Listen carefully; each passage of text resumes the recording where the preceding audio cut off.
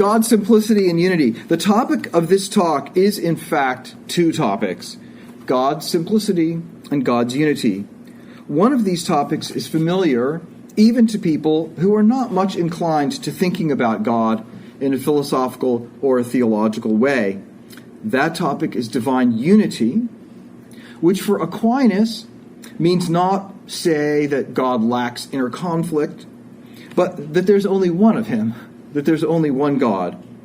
This thought, as I say, is familiar, although perhaps not everyone has asked why there is only one God. The other topic, divine simplicity, is something that people not of a philosophical or theological bent are very unlikely to have given much thought to. Indeed, that is true even of many people who have given serious thought to God in a philosophical or theological way. Here, the difficulty lies not merely in finding good reasons for accepting the view in question, namely the view that God is simple. Prior to finding reasons, we have to get clear on what it even means to say that God is simple, and posterior to finding reasons, we have to face objections. Given that I have two topics to handle, you might be wondering which order I'm going to take them in. The answer is neither. Instead of treating unity first and simplicity second, or vice versa, I'm going to discuss simplicity for a while, then I'm going to take a quick sidetrack and discuss unity. Then I'm going to go back to simplicity. So, what is divine simplicity? Roughly, very roughly, simplicity means non-complexity. So divine simplicity means that God isn't complex. But what is complexity? Complexity means having a multiplicity of components or parts or constituents. So, for example, I have 2 arms and 2 legs, which means I have a multiplicity of parts. So, therefore, I am complex. So, therefore, I am, at least in that respect, not simple. But God has no physical parts. So, therefore, he is, at least in that respect, simple. That's to say, not complex. Twice now I have said, in that respect. It's important to realize that something can be simple in one respect, but complex in another. Angels, for example, are simple in the sense that they don't have a multiplicity of physical parts, which is obvious enough inasmuch as they aren't physical at all. But in another sense, at least from Aquinas' perspective, angels are complex. For instance, there is a difference between an angel's nature and its various acts of understanding. So, if someone asks whether something is complex or not, it's usually a good idea to ask, in what respect? It's a good idea to ask that question, but it must be kept in mind that someone might answer it by saying, in every respect. If such an answer isn't allowable, its unallowableness is something that would have to be argued for. At least for now, then, it's on the table that God isn't simple merely in this or that respect, but in every respect. Many of you are probably now thinking, yeah, that has to be where this is going. God is simple in every respect. And Aquinas does, in fact, say something along those lines, as we shall see. But even so, I think it's possible to overstate the case. In saying this, I mean to oppose any view that attributes to God something that I will call, rather unfairly, stark raving simplicity. By that, I mean understanding divine simplicity in such a way that no type of complexity whatever can be attributed to a divine being in any way, no how. Someone who understands divine simplicity as stark raving simplicity might be inclined to say, there are 3 persons in one God, therefore God isn't simple. Or, someone who understands divine simplicity as stark raving simplicity might be inclined to say, God is simple, but Christ has parts, for example, a left hand and a right hand, so therefore Christ isn't God. Now, since Aquinas obviously believes in the Holy Trinity, and since he obviously believes that Christ is a divine person who has a multiplicity of physical parts, it's clear that for Aquinas, divine simplicity should not be interpreted as stark raving simplicity. But then, how should it be interpreted? That's a good question.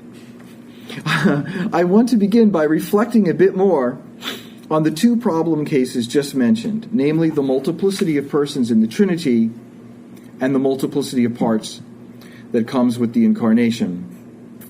As for the Trinity, I have only one thing to say. At the break, go talk to Father Dominic Legg. As for he knows about the Trinity. Yeah, I didn't mean just like torment someone other. I mean, as for the Incarnation, I think the point is this.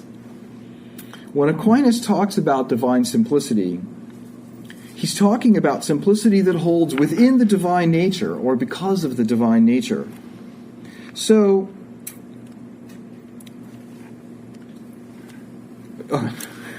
there's something completely insane here. So, when he endorses divine, it says excludes divine simplicity. Sorry. Okay, so when he endorses divine simplicity, he means to exclude any sense in which there are various parts within a divine being on account of its being divine. So yes, Christ is divine, and yes, Christ does have human parts, and also he is composed of two natures, but Christ is not composite on account of being divine. All the multiplicity or compositeness found in him is there not because of his divinity, but because of his humanity. So, although he is not simple, his divine simplicity is not compromised. And by the way, that gives us, in my view anyway, a reason to exercise a bit of caution when reading things Aquinas says about God in, for example, the first part of the Summa Theologiae. This holds broadly, not just about simplicity. Aquinas, in the first part of the Summa Theologiae, is not focusing on the Incarnation. And so a lot of the things that he says there are meant to apply in abstraction from the Incarnation. For example, if Aquinas says that God is not bodily, that's consistent with what he will say around 2,000 pages later about Christ and the Incarnation, even though one of the things he says is that the Incarnation makes Christ bodily. When Aquinas says in part 1 of the Summa Theologiae that God isn't bodily, he means that God isn't bodily on account of his divine nature. And he doesn't always add in that qualification. He doesn't say every time insofar as he's divine. That doesn't make him inconsistent. It just means that he's trying not to be pedantic and annoying. So if divine simplicity is a claim about divine beings insofar as they are divine, what does it say about them insofar as they are divine? It says, of course, that they are not complex. But in what respect or respects? Some of this came out above, because when I was explaining the idea that something can be simple in one respect or another, I needed to give examples of respects. But now let's go through the respects in a more respectable fashion. In Summa Theologiae, Part 1, Question 3, Aquinas treats of divine simplicity in 8 articles, and I scribbled their subject matters on the board, and you probably can't read it because it's too small and also sloppy. So there are 8 articles. The last article is a bit strange. It addresses not whether God has any components, but whether God is a component of anything. That's really a different topic. But it's understandable enough why Aquinas tosses it in here. I'm not going to mention it again. Articles 1 through 6 present senses in which composition in God is to be denied. Article 1 tells us that God is not a bodily thing, not a corpus. If you are wondering what that has to do with simplicity, the answer is to say that God is not. The answer is that to say that God is not a corpus amounts to saying, among other things, that he has no physical or quantitative parts.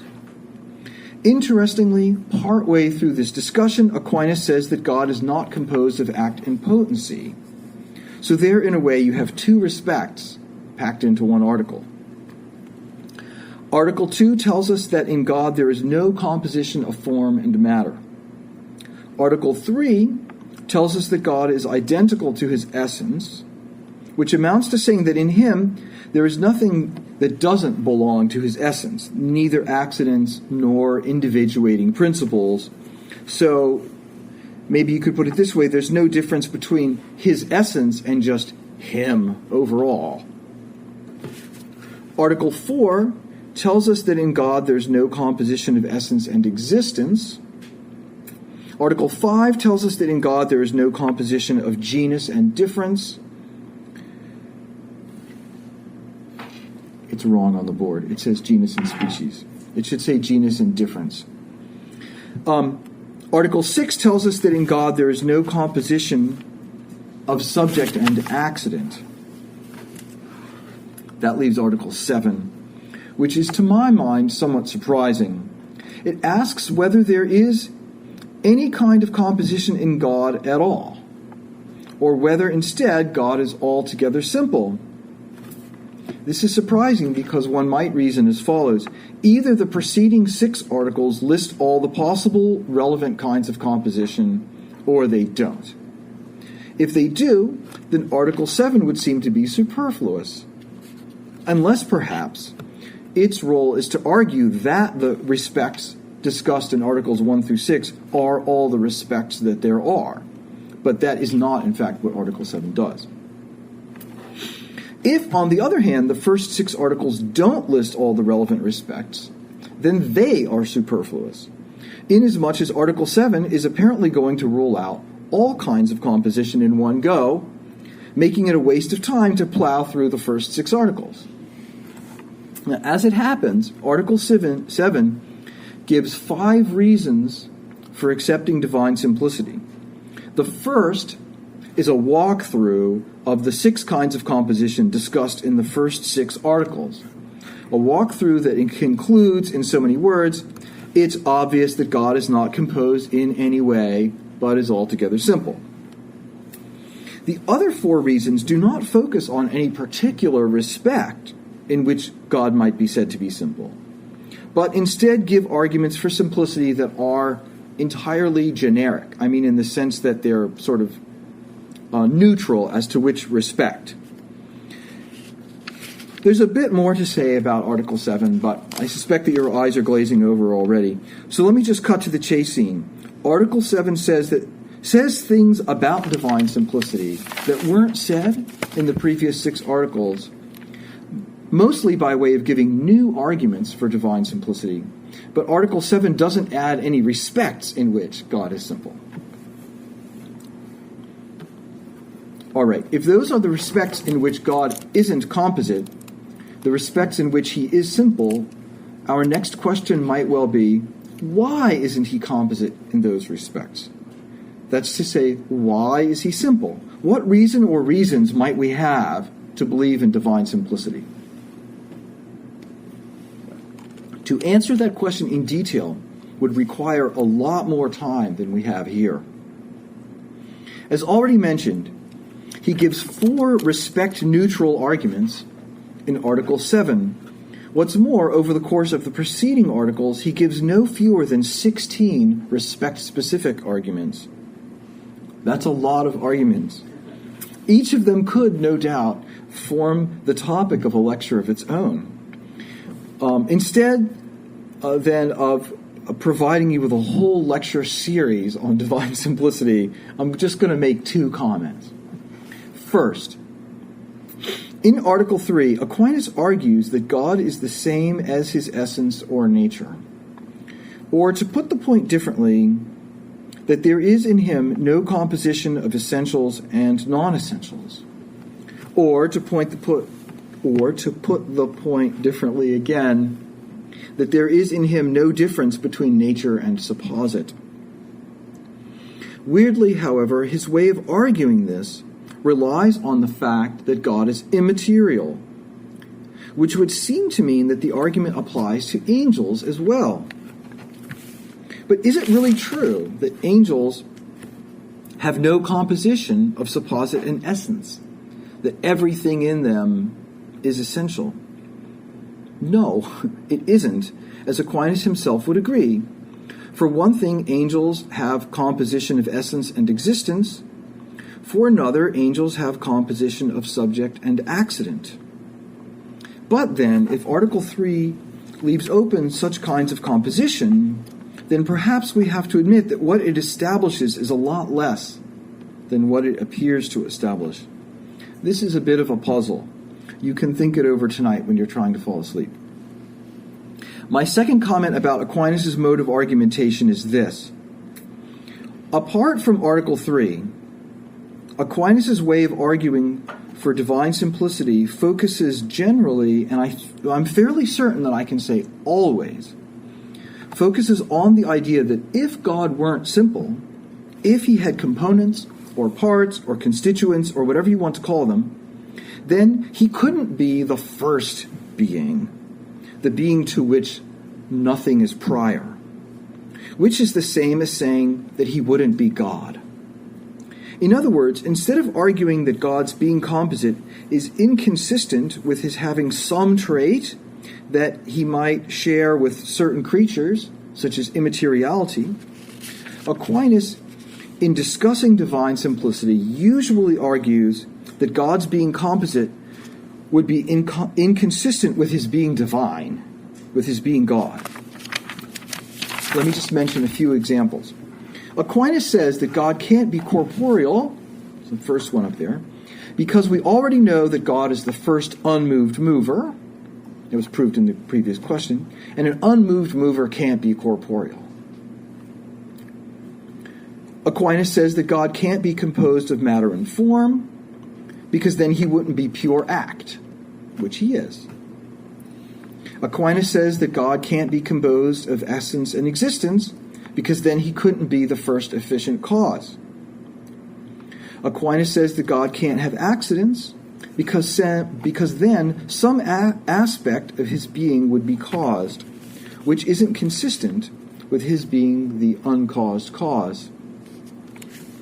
So my point is that apart from the puzzling Article 3, Aquinas' general strategy is to say that God is the first being in the strongest possible sense, that to which nothing is or can be prior, and then Aquinas argues for divine simplicity on that basis. Now that we have some sense of what Aquinas means by divine simplicity and why he thinks we should believe in it, we can ask whether divine simplicity raises any problems. Well, of course it does, or this wouldn't be a section of the paper, would it? Here I will focus only on 2 points, the first of which I will describe but not get into, and the second of which I will actually get into. The first point goes like this. God is simple, so his act of willing to create is just the same thing as God himself. But God himself exists necessarily. Therefore, his act of willing to create exists necessarily. But if God wills to create, then of course creation will exist. Therefore, it's impossible for creation not to exist. This line of reasoning is sometimes called a modal collapse argument. The distinctions among the various ontological modalities, necessity, possibility, contingency, collapse into one great heap of necessity. Whatever is, must be. Whatever might be, must be. Whatever isn't, can't be. But that simply has to be false. Therefore, there's something wrong with the doctrine of divine simplicity. That's very, very crudely how the argument would go. To assess it, we would have to lay the argument out much more carefully.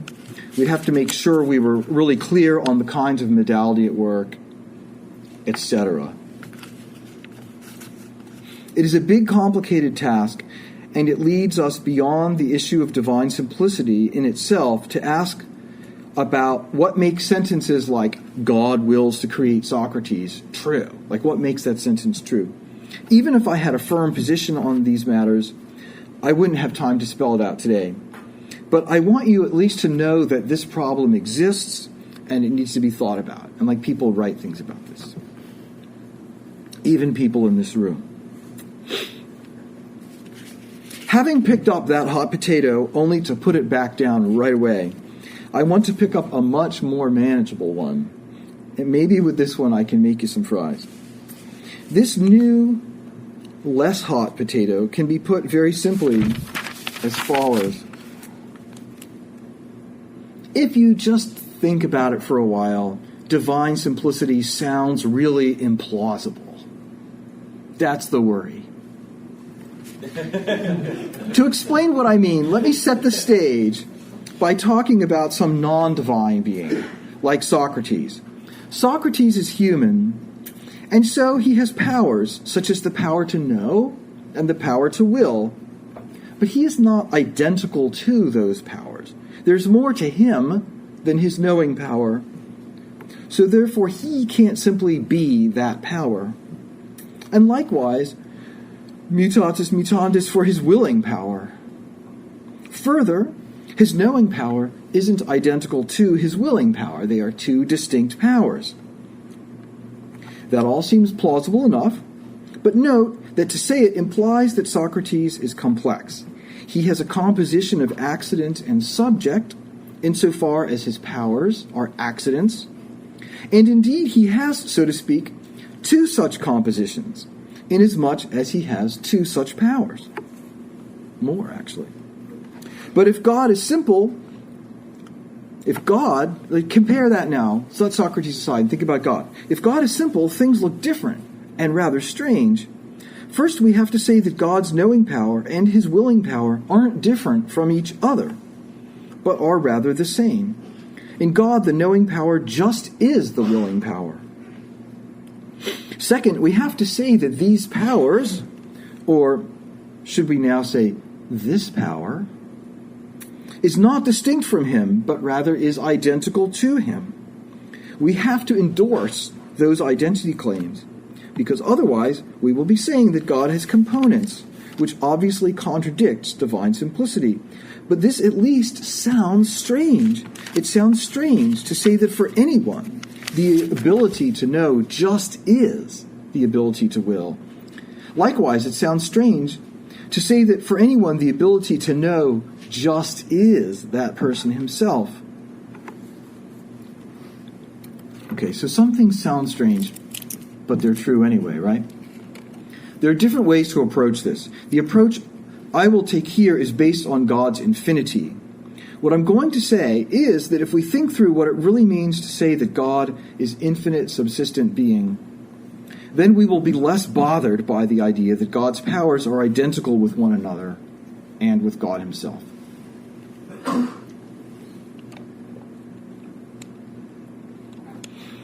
Aquinas says that anything in which existence and essence are really distinct must have a cause. Something must have brought it about that essence was actualized. But God is uncaused. So in God, there cannot be a real distinction between essence and existence. But that means that God is just sheer existence itself. God is ipsum esse subsistens. And if God just is sheer subsistent being, then that means that he has within himself every possible way of being actual, every possible way of existing. He exists in every possible way that anything can, and in an unlimited way, an exceeding or eminent way. That's not how creatures exist. When we think of a created essence, we think both in terms of what belongs to that essence and in terms of what doesn't belong to it. But in the case of God, there's nothing that doesn't belong to it. Unlike those harried and frustrated urban professionals, he really does have it all. Now, I'm saying this because I want to get to divine simplicity. But first I need to do something else. It's time for my promised excursus on divine unity, the uniqueness of God. Here's a Thomistic kind of argument for there being only one God. If there are two things that are really two distinct things, then what makes them distinct? It has to be that one of them has something that the other lacks. But God lacks nothing. This follows from his infinity, which in turn follows from the identity of his essence and his existence. So there couldn't be a second God. All the space is already taken up, so to speak.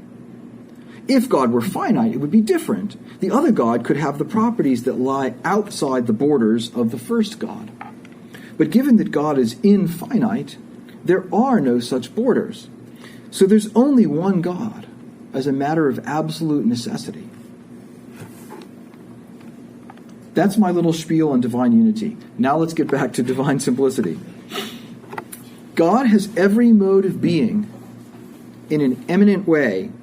He has all the perfections that creatures have, but in an eminent way, a higher way. It's important to add that in an eminent way part.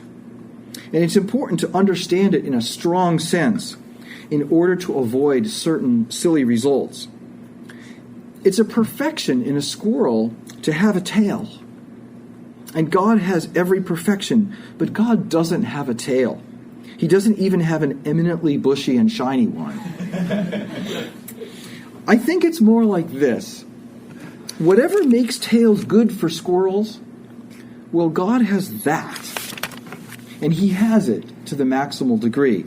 So, if squirrel tails are for balance, and balance is part of effective action, well, God's actions are perfectly effective.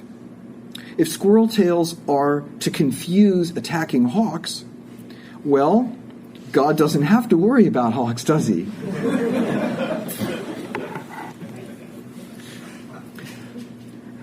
How can divine infinity shed light on divine simplicity? Did I say that right? How can divine infinity shed light on divine simplicity? My thought is that if we can spot lower versions of simplicity in the created order, and if we can see these lower versions as coming in degrees, from, so to speak, less simple to more simple, and if we can see these degrees of simplicity as going hand in hand with degrees of excellence, then instead of finding it surprising that the infinite being would be simple, we'll see that we should have expected this the whole time. I'll work through two examples, one having to do with intellect and will, and the other having to do with intellect only. Sometimes I see that something is the right thing to do, and then I choose to do it, and then I do it. Often enough, these are pretty distinct operations. But when an agent is totally in control of the situation, these distinctions start to disappear. If the agent is extremely good at practical reasoning, the distinction between deliberating and choosing closes to nearly nothing. Likewise, if the agent is very skillful, the distinction between choosing and doing closes to nearly nothing. Imagine an NFL quarterback scrambling for a first down. He doesn't deliberate over whether to dodge a tackler rather than sliding, and then choose to dodge him, and then dodge him. Reasoning, willing, and executing all happen together in one rational act of artful dodging. Or, to choose a different example, people who are good at handling infants don't mull over, then decide, then soothe. They just do it. My suggestion is that there's a sense in which skillful agents don't go through the steps that the unskillful go through, only much more quickly. For the truly skillful, the various steps or sub-actions are only virtually present in one unitary act. If this is right, then it gives us a glimpse in human experience of what it might look like to have operations merging into one. Now, scale this up to infinity. If you were the sort of agent who always and necessarily acted in the best possible way, then your actions would always be unitary like this, and maximally so. Furthermore, if your actions were always like this, and maximally so, then there wouldn't be room for distinguishing among your various powers or capacities for action. There wouldn't be any point to making that distinction in your case. When describing someone who never has gaps of any sort between deliberating and choosing and doing, there's no need to talk about the power to deliberate versus the power to choose versus the power to do. Here's a second example, taken simply from within the realm of thought. Some of us solve intellectual problems by going through a series of steps. Others just see the answer right away. These are the people who, as we say, skip steps. And in the extreme case, they skip all the steps. What is going on here? Are they actually going through the steps, only very quickly? My suggestion is that they aren't. Instead, they are actually solving the problem in a different way, a simpler way. You could say that what they do includes the steps in as much as what they do accomplishes what the steps accomplish. But really, for them, the procedure isn't complex in the way that going through steps is complex. It's simple, non-complex.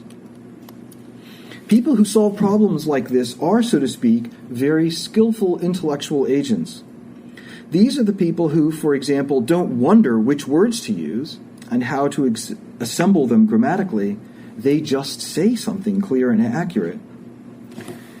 Here again, the point is that eminence and skill go with simplicity, with lack of parts, and then scale it up to infinity. You like how I make that sound easy? What I've been doing for the last few minutes is trying to make it seem not so crazy that there could be an agent, God, in whom there aren't really various powers and operations. It's true, of course, that we have various powers, and that we use them in a stepwise fashion to perform various actions. But even we bumbling humans, when we start getting good, find that our actions become simpler. Now, of course, this doesn't prove that God could be simple, but it takes all the edge off. It takes the edge off the worry, and that's what I'm trying to do here. To put it differently, we had arguments to the effect that God is simple. And then we had a worry, namely that result, God's simplicity, seemed weird and implausible. But if we think more, then it starts to seem significantly less weird and implausible. And maybe that's enough to let us rest content with our earlier arguments. I want to conclude by saying something about how we talk about God. I'm thinking, of course, of Gilbert Ryle's wonderful paper called Systematically Misleading Expressions. After a bit of throat clearing, and intermixed with a few silly remarks now and then, Ryle gives a nice account of how it can happen that the ways people express facts don't line up very well with the structures of the facts they mean to express. Consider the sentence, Taylor Swift is popular. Now, most people who hear that sentence understand it well enough, but a philosopher might think along the following lines. This sentence predicates of Taylor Swift the property of being popular. Therefore, there must inhere in Miss Swift a popularity accident. This would, of course, be an error. On Ryle's account, the wise man has been fooled. The mode of expression, which takes Swift as grammatical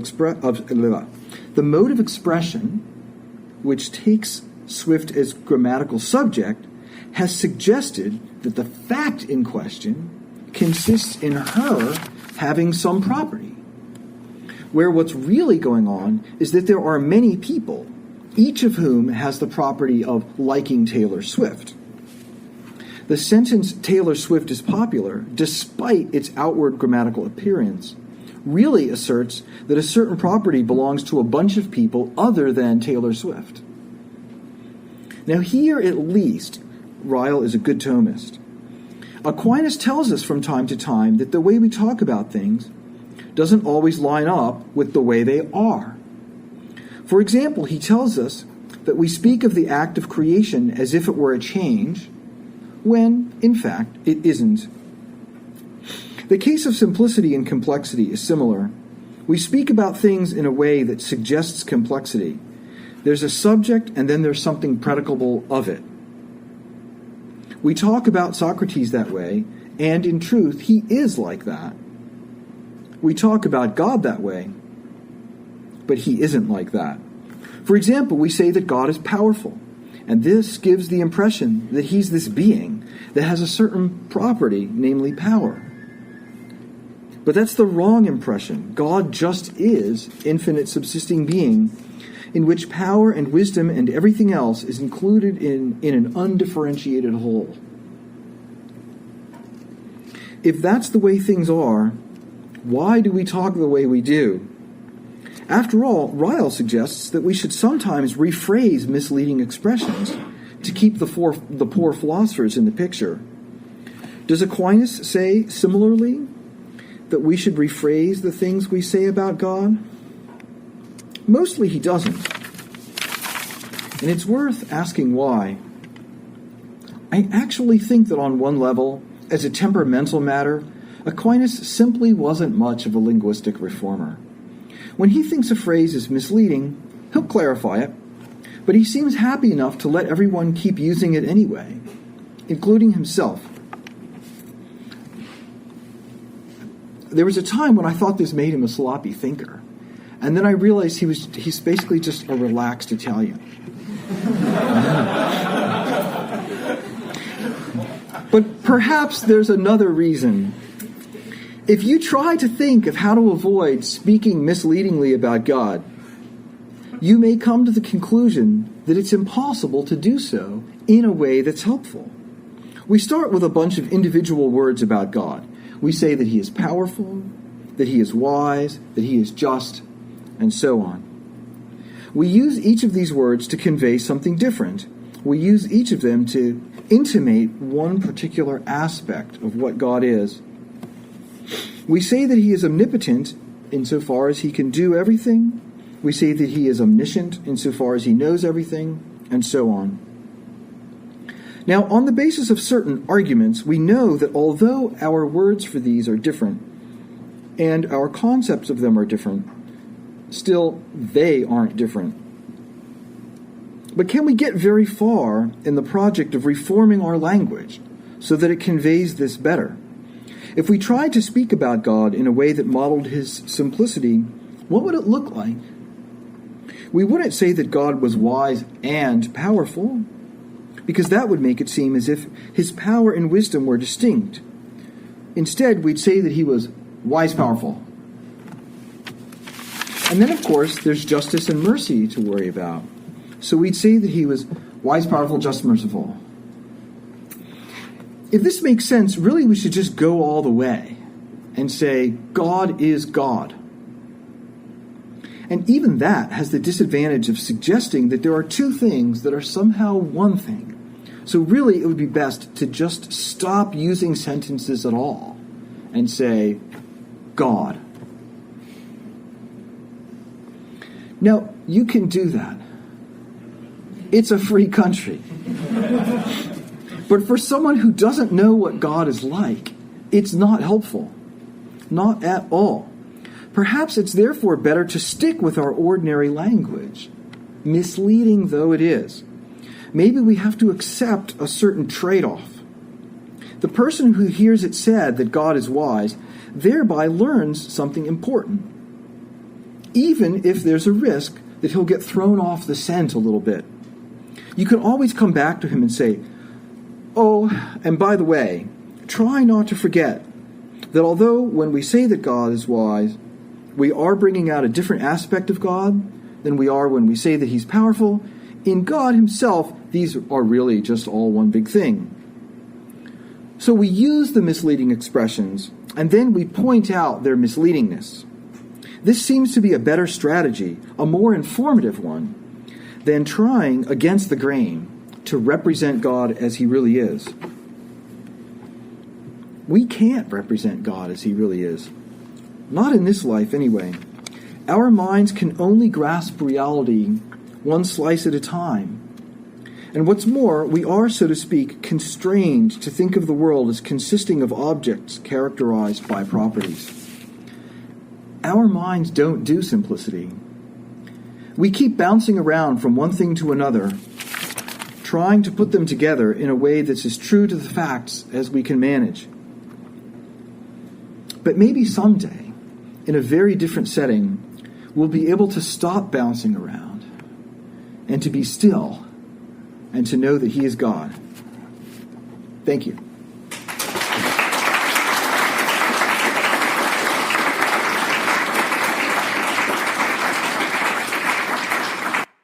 How would Thomas sort of respond to kind of like a postmodernist critique of saying, well, all of these categories are just constructed? Going back to the analogy or example you gave earlier of how we have two legs, two arms, therefore we have parts.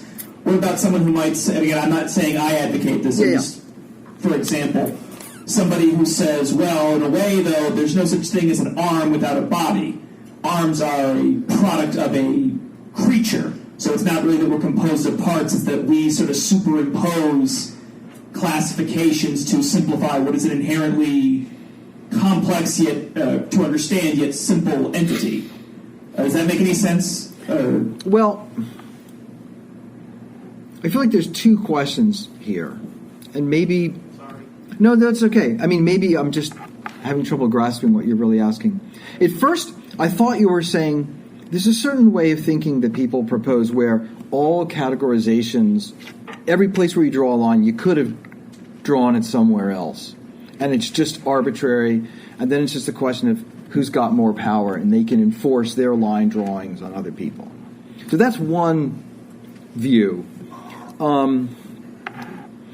I'd say really, in a way, of course, like a lot of, when you have really deep philosophical disagreements, and it's immensely difficult to make progress on them. Sometimes philosophers feel guilty about this. How come we never get anywhere? Right? People in pharmacy work, they get somewhere. They invent new drugs and stuff. So there's an explanation for this, though.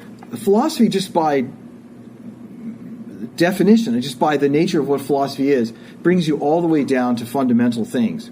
Now, the way you solve problems is by going down one level and finding, so the way you solve an engineering problem is by thinking about the laws of physics. Okay? But when you're doing philosophy, there's no other level. So there's kind of nowhere to go. And that's why it's so hard to sort out what's right and what's wrong and to show the other guy. Because if the other person's really skillful, they can always keep defending their position as long as they're willing to embrace sufficiently desperate propositions, which often they are. If they're good at it, they just say, well, that's fine. So you could say to someone, there's a lot of things you could say against someone who thinks that all categorizations are arbitrary. But if they're really good at it, they'll just say, right. You think you're reducing me to absurdity, but you're just spelling out my position. That's just what I'm saying.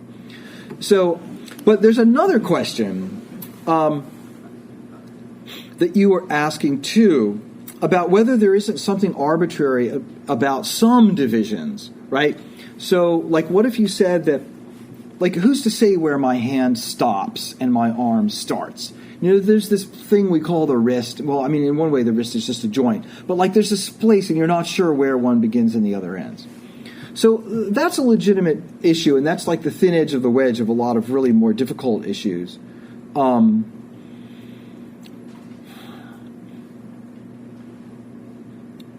I think one way to answer that is to say, okay, well, one would be to try to work out a better theory about how to distinguish bodily parts. You could do it in terms of their functions. So my hand does different things than my forearm does. Now, and then if it turns out that there are some little parts that kind of belong to both, maybe we could just say, well, it's a funny kind of thing where you have two big parts and they share subparts. Maybe that's okay. Maybe that's just a discovery. It's not a thing that should make us feel like we're in error. We should just say, oh, we just learned something new. But there are other kinds of parts, I think, where it's other kinds of ways of partitioning things that are different than that and wouldn't fall prey to these kinds of worries. So the difference between thinking and feeling, the difference between deliberating and choosing, these do seem to be different operations, and I don't think they don't fall prey to that kind of worry in the same way. Am I addressing your remarks? Okay. I don't know who's next. Okay. You know, I really like that paper. I'm thinking about. But I'm thinking about the end. Right. And your response to a certain kind of worry about how our language is inadequate to describe these claims. Right. And then I'm imagining someone saying, "Okay, well, I understand that the language is inherently limited here, and we have to accept that. But you're still making metaphysical claims about God that are just absurd from a certain perspective, right? And our language can't even express it, but put the language aside, the metaphysical claims are just absurd. That the property of God's wisdom is the same as the property of his power. That's absurd. And even more absurd is the idea that God is a property at all. Uh-huh. I mean, you've heard this kind of thing. Yeah. How do you respond to that?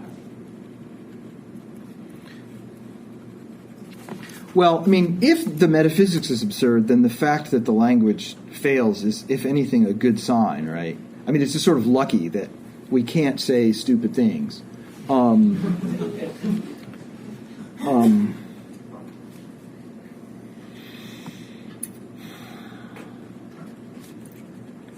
Yeah, I mean, are you arguing that God is a property? Well, in a really special way, but it's like. Well, I mean, if you define property in the right way, then sure, but that's not what you're asking.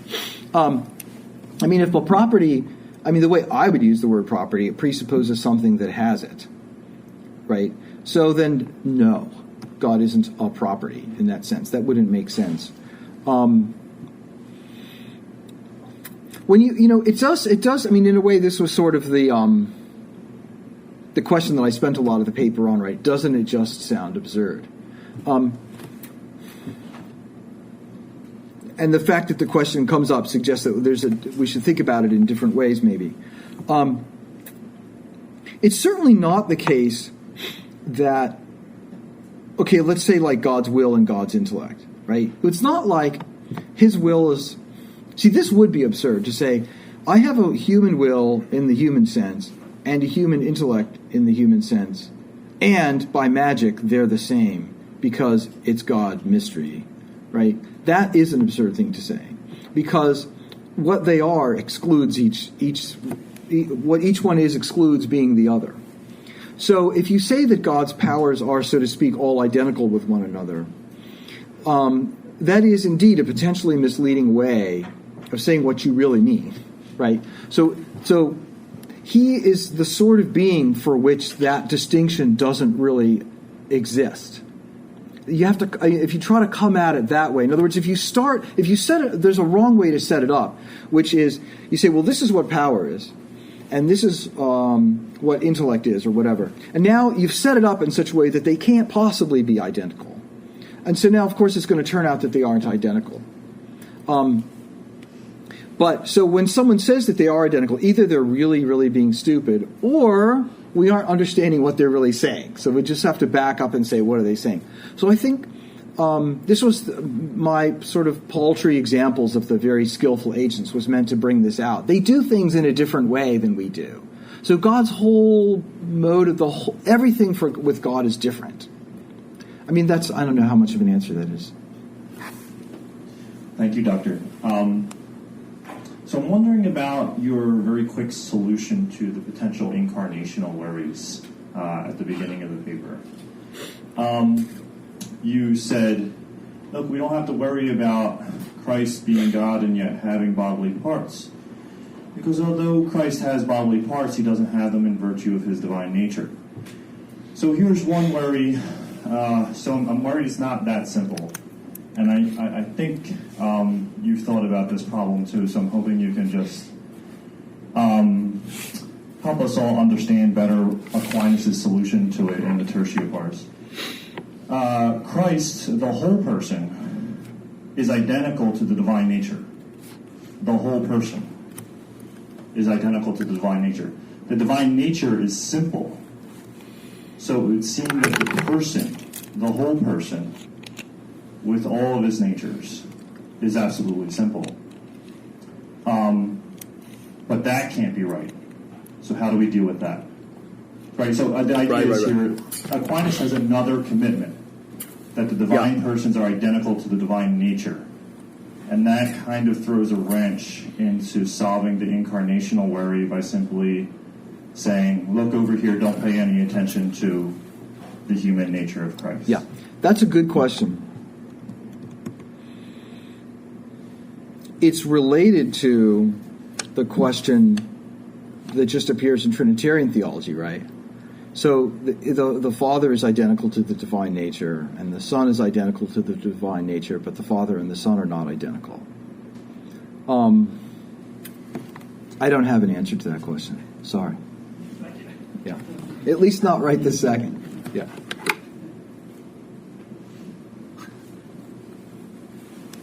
Yeah, thank you for that paper.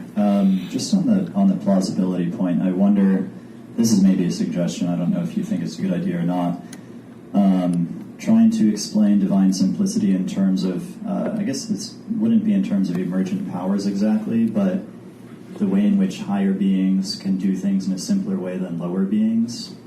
So I guess an example would be sensation in animals.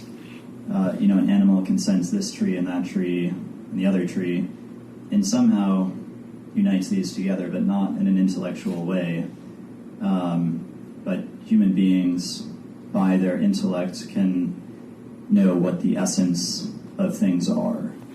So an animal would have absolutely no idea of what it would mean to know many trees through one concept, but somehow we do. I don't know if that's helpful or not. Oh, you're saying this is just a sort of This is just like analogy in the sense of the proportion kind. Because I think for us it's impossible to know what it means to say that intellect and God are one. Okay, so this is helpful. So the examples I gave of sort of skillful agents, they're sort of in the same order as we are. They're just way better. But the nice thing about the example with the dog or whatever and the human is that you sort of the human is at a higher order. And we're really lucky in this case that we're the higher order, so we can actually have some sense of how we do it. That's a very helpful thing to get some leverage on this problem. So if you can imagine what it would be like to be a dog, generally speaking, when we have sensation, there's intellect is already always there, but there's somewhere Lonergan gives this example. He says when you're walking down the steps and you miss a step, for just the millionth of a second, there's this raw rush of sensation with no thought at all, right? So I've sometimes wondered, maybe that's what it's like to be a rabbit all day. Although it sounds kind of stressful, doesn't it? But anyway, so you can try to guess what it's like, and then to realize then that for them they wouldn't even know what we were talking about somehow. Although they might be able to sort of keep unpacking this. They might be able to observe that we act in a unified way towards things that they don't get. Or they're not sure what we're up to, but they can tell that we're up to something. And so they could just say, well, we don't know what they're up to, therefore they must not be up to anything, right? And that would be like saying, well, we don't understand divine simplicity, so therefore God can't be simple. But if you have good reasons for thinking, if you're a dog, right, and you have good reasons for thinking the humans are up to something, you might say, hey, they're up to something even though I'm not sure how it works. And likewise, we have arguments, good arguments for thinking that God has to be simple, and maybe they should override the fact that we can't really work out the content of the simplicity in a lot of detail. That's a helpful analogy. Thank you, Professor Gorman, for your paper. When you invoke the notion of divine infinity and then you compared God to a football player, you were scaling up vertically, as it were. Yeah. Deciding what's the best play on the field, choosing the best play and executing the best play all have best play as the end. How would you similarly scale across horizontally, given that notion of divine simplicity implies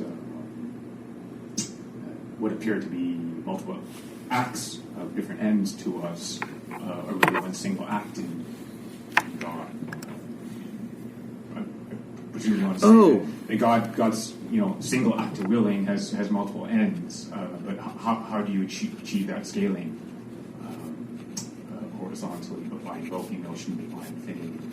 So is your idea that the part of what makes the football example work is that it's all aimed at one telos, so it's sort of easier to see how these all get collapsed? Yes.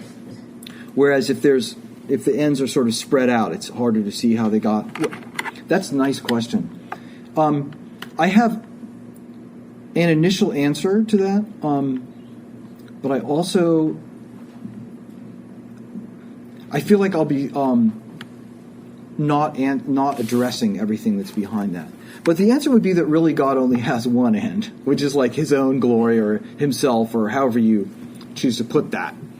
But I feel like that's too quick in the sense that even if it's right, I mean, I think it has to be the right answer, but somehow he does do lots of different things, and you can't just gloss over that.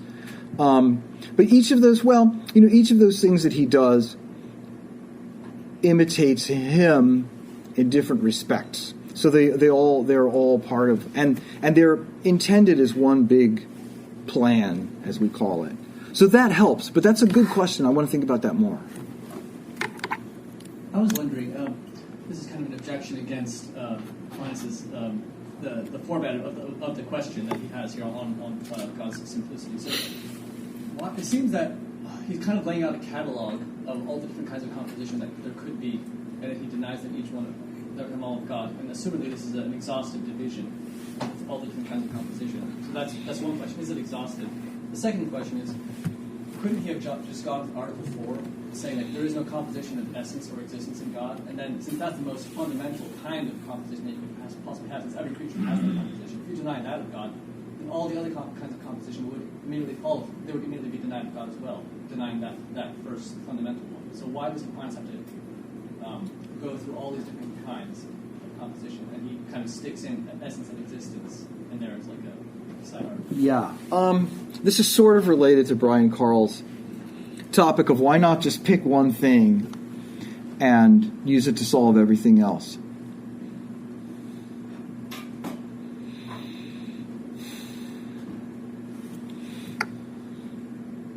I think that, I think in a way, I mean, one answer to that, I'll answer it generally and then I'll say something a little bit more specific. The general answer would be that there would be something, the reader would be left somewhat intellectually unsatisfied. If he just wrote Article 4 and then said, now I'm done, right, that would definitely be intellectually satisfying, because someone would be saying, but what about, like, form and matter? Like, why not, right? And so you want to be told, and so he has to walk you through it. So that's a part of what I want to say, is that even if somehow you knew that, well, I mean, maybe some of the arguments in Article 7 that are sort of respect neutral, you could see that and go, wow, I guess God doesn't have any components at all. But you'd still wonder, but like, what is it about form and matter that's incompatible with God, other than the just mere fact that it's components at all? So sometimes walking through things is a good idea, even though, like, strictly speaking, you shouldn't need it, but you do. Now, a second thing I wanted to say, and this is something that we were talking about in the car coming up from D.C., from Aquinas' point, this is just a very particular point about Articles 1 and 2. From Aquinas' point of view, if you're not a corpus, you're not going to have matter. But some people think that angels have matter, that they have spiritual matter. See, so he has to talk to those people. And he can't just pretend that they don't exist. So he's going to walk through things that from his point of view, you don't need to talk about, but other people need to talk about them. Now then, one last question is, why not just, like, why do these come in this order? For example, I mean, your question suggests, why not start with number 4 and then say, well, given that, pow, here come all the others. And I don't know. I never asked myself that question. I'm like 99% sure I'd want to think a little bit more, but just sort of eyeballing it, I think you can get directly to number 4 from the stuff that he had in the previous articles. So I don't think you need what's in 1, 2, and 3. So he could have done it that way, but he didn't. I'm tempted to say, like, the thing about God not being a body, that seems like a nice sort of on-ramp. Like, everybody who's reading this is going to already agree that, but it's nice to walk through it. And so there might be sort of pedagogical reasons. But that might be the answer, but then why does subject and accident come 6? I don't see that it goes from more concrete to more abstract. I don't know. That's a good question. I don't really know. I guess that's what I should have just started with.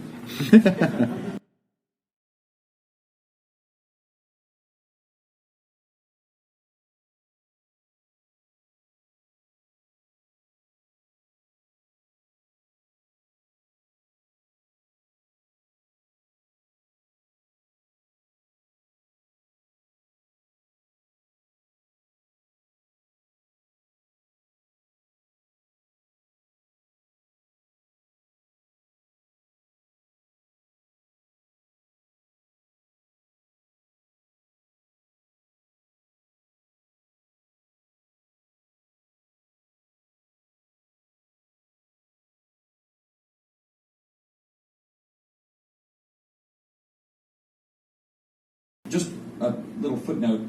Subject and accident does come up when you get into the Trinity, because Aquinas wants to negate that relations in God are accidents. So it may be important for later questions. So independent of where it comes in this list, he does want to mention it. That's right. So that he set up the Trinitarian discussion. Yeah. That's right. That's another reason to bring something up, because you're going to need it later. That's right. Thank you. So you seem to have this argument that from these two examples that where basically excellence seemed to be correlated with simplicity, and thought was, in the case of the most excellent being God, we should also expect sort of maximal simplicity. And I was just wondering, do you think those two examples by themselves really do provide that much support for thinking that's true? And then another question is basically, here's maybe some examples that point in the other direction. So we're considering the most excellent football player. The most excellent football player wouldn't just be able to pass well, but defend passes well, kick, punt. There's sort of all these other attributes that if they had them, they would even be a more excellent football player. So it seems like that might be a case where being more complex correlates with the most excellent. Or you could take maybe a human being who, the more excellent human being has 2 feet and 2 arms. It isn't missing those things. So it seems more complex than one who lacks that. So is there something about those particular examples maybe that those should be the ones that actually should lead us to expect that the most excellent being should be most simple? I wasn't exactly sure what to make of that. Yeah. All right, let me see. First of all, the really excellent football player would be able to sort of throw and kick and all that stuff all at once, right? So I could try that move. I'm not sure. I just want to toss that out there. I'm not actually sure whether it makes sense or not. Now, the next thing I want to point out is that Aquinas actually does raise a question similar to something that you said, and I can't remember how he answers it, so I don't want to make it up. I'd want to check. But it's there in Article 3 somewhere where he says, look, when you go higher and higher up the food chain, things get more complicated. Right? This is one of it just is that way. So like a rock, there's not much to a rock. And then plants have parts, and then animals have even more parts. So God should have zillions of parts, right? And he hasn't answered that, but I can't now recall what it is. But it has to do with matter. And when you get into immaterial things, it works in a different way. I'm 99% sure that's how it works. Now, but I just wanted to clarify one other thing. I wasn't trying to establish as proven a principle that the simple higher things are always simpler. That I certainly didn't do that.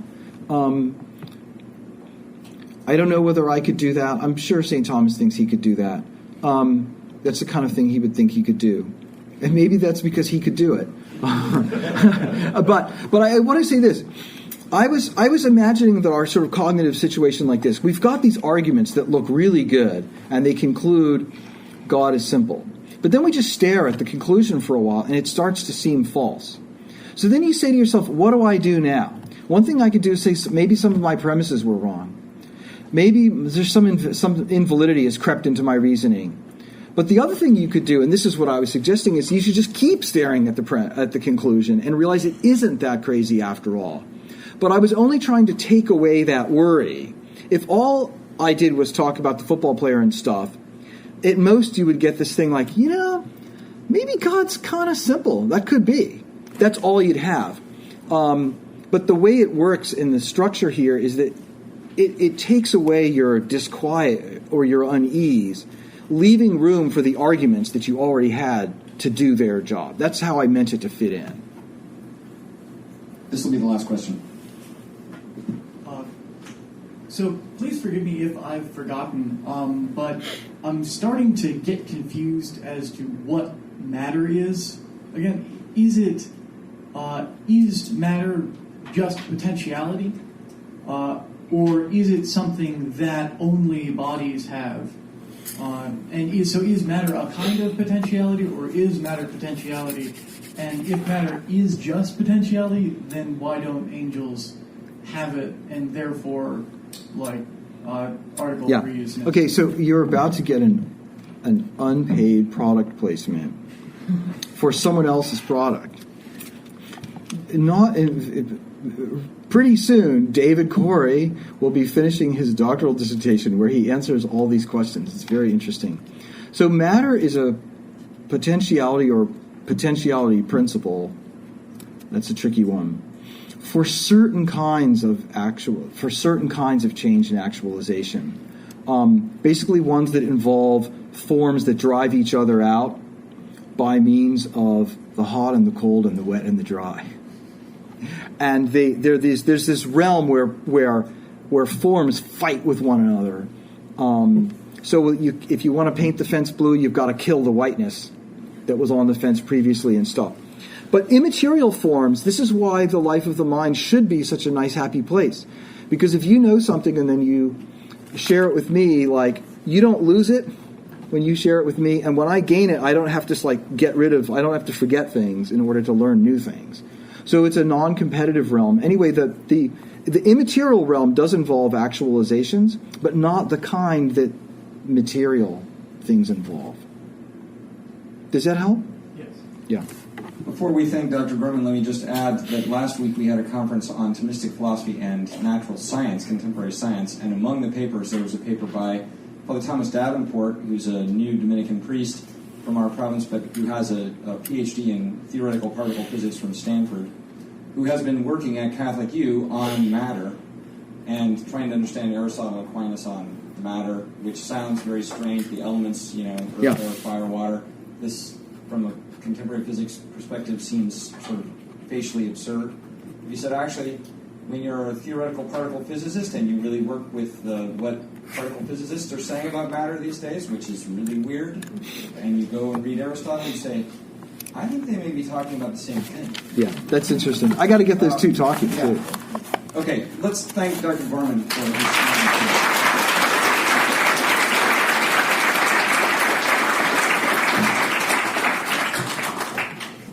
We're back here.